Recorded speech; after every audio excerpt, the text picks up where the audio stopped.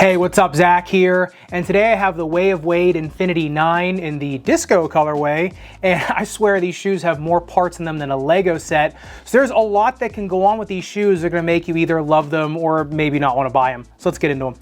And thanks to Way of Wade for sending me these shoes to check out. However, like in all my videos, these shoe companies have zero editorial control over this video. This is not sponsored and all opinions are still my own.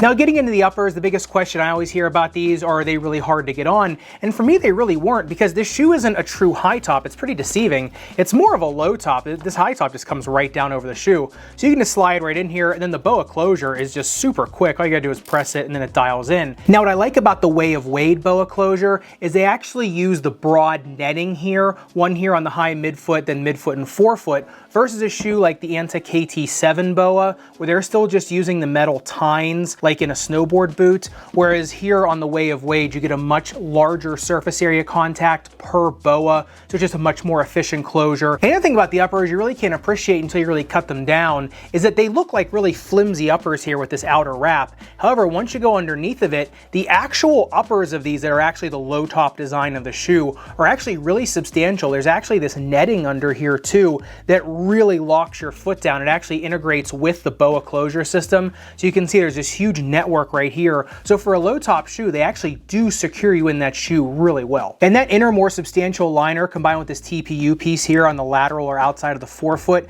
does give these shoes a really decent lockdown in the forefoot and in the midfoot. So when you're kind of pivoting or turning, even though they are pretty high up off the ground, in the forefoot at least, they stay pretty darn solid. And speaking of the uppers in the mid and forefoot, if you look at the upper durability test, the Dremel 10-second Tire Grit sandpaper, it just barely got through that upper clear coat. So even if you are a toe dragger or a kind of slider on the court, these actually will hold up pretty good even on an outdoor surface. All right, now getting into the midsole teardown, this was the first shoe I actually had to use 2 knife blades to get through. And if you look at me tearing them down, you can see I'm starting to sweat, get frustrated. And that's just because there's so many elements in these shoes meant for more support in your arch and kind of more push-off force. Now, the first thing I got to was the drop-in midsole. Now, this is made of an entire bed of Pebex foam, which is that liquid-injected thermoplastic, which is really nice because it gives you all the energy return of Pebex, but it's also a little bit softer. It almost feels like Boost foam with just a little bit more spring to it. But after you take out the drop-in midsole, you also have an EVA layer right underneath of it. Now, it is pretty thin. However, you do kind of need that because right underneath of that is a really thick Pebex plate right here in the arch, which gives a ton of arch support.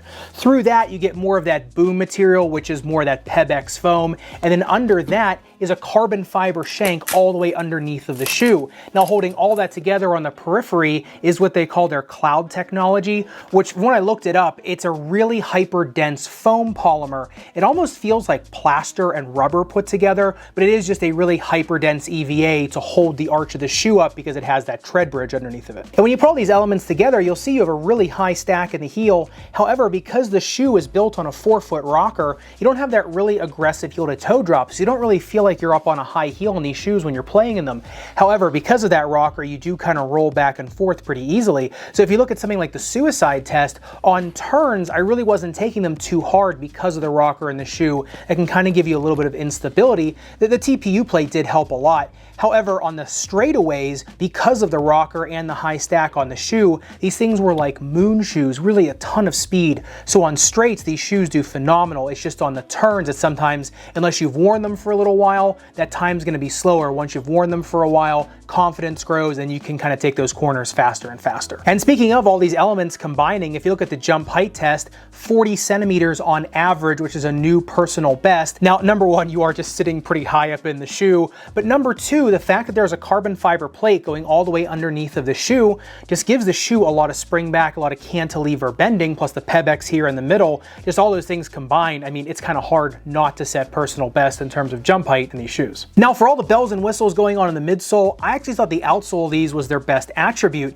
If you look at the periphery, this is this lattice pattern, this dyed rubber on the outside, and then in the central area, it's this almost PIM particle pattern, kind of herringbone with some nubbing here. However, the durometer readings on this central pattern are super high, 15.5, and then even on the lattice pattern, which is a really thin rubber, it still is clocking in about 12.5, so really dense, hard rubber. And on outdoor courts as well as indoor hardwood, wood, I found these gripping tremendously well because that lattice pattern really kind of grabs your foot if you're on the outside of the shoe or on the inside. And if you're kind of just on the central part, it's just clear herringbone, so it really does give you a nice grab. I never slipped in these, never had any problems with traction. And if you look at the Outsole durability test, the Dremel 10 seconds highest grit sandpaper, that dyed rubber lattice did get about 1.5 millimeters of damage. However, the clear internal pin particle herringbone, not even a scratch. You could barely tell the Dremel was on it. So in terms of durability, these are some of the best I've seen this year. You are going to start to wear down this lattice here on the outside because they are such thin nubs before the center. However, if you are looking for something on an outdoor or indoor court, these are really tremendous. And I forgot to mention, because this is a more nubbed lattice on the outside, these actually do make a tremendous carpet shoe. So if you do have a gym that has more carpet, these will actually grab on this really well too. Now the fit of the Infinities is actually pretty nuanced. If you are narrow or medium,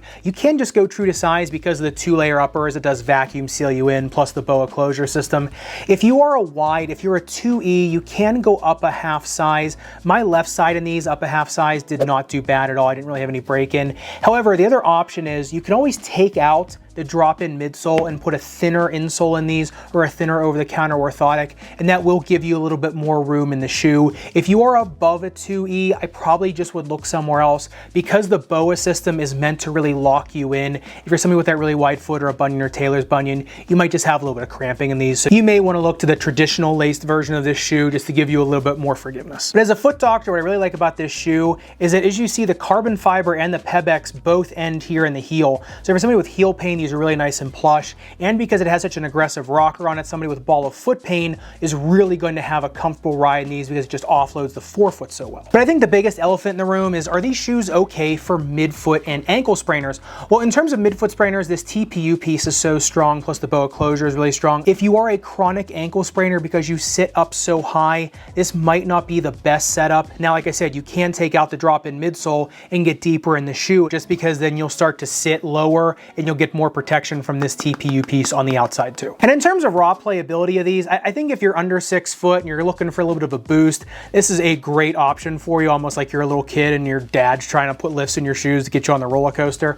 However, I think if you're somebody that's really used to playing low to the ground and kind of getting a lot of ground feel, because there actually is air underneath you in the shoe and there is a rocker in this shoe, they're not going to be the best for like really nimble low to the ground footwork like something like the Curry Flow 9 is going to be. And because of that heel and forefoot rocker, these aren't going to be a shoe like the KD14 or 15 where it's more of a flat bottom shoe, so you can really feel the cord on your heel and forefoot better. These shoes are more for front to back speed versus on something like that, which is more for side to side speed. However, in terms of rebounding, I gotta say these are probably the better shoes out there on the market right now, just because it is so easy to get back up for rebounds. It is so easy to get up off the ground in these. And if you're kind of in the paint and trying to drive to the net, because this thing does have a rocker in it, you can just get there so quick for straight line speed. These things really kind of have the market cornered. It's just that side to side speed in these, unless you're used to playing in them and kind of have more confidence in them, there definitely is a little bit of a learning curve there. But to even kind of contradict myself, these are really good for creating space on the perimeter because you can kind of dig into the court so well and kind of get that really nice step back on these. And you can hit really high floating jumpers on these. But I would say if you're used to a shoe with a more low to the ground package,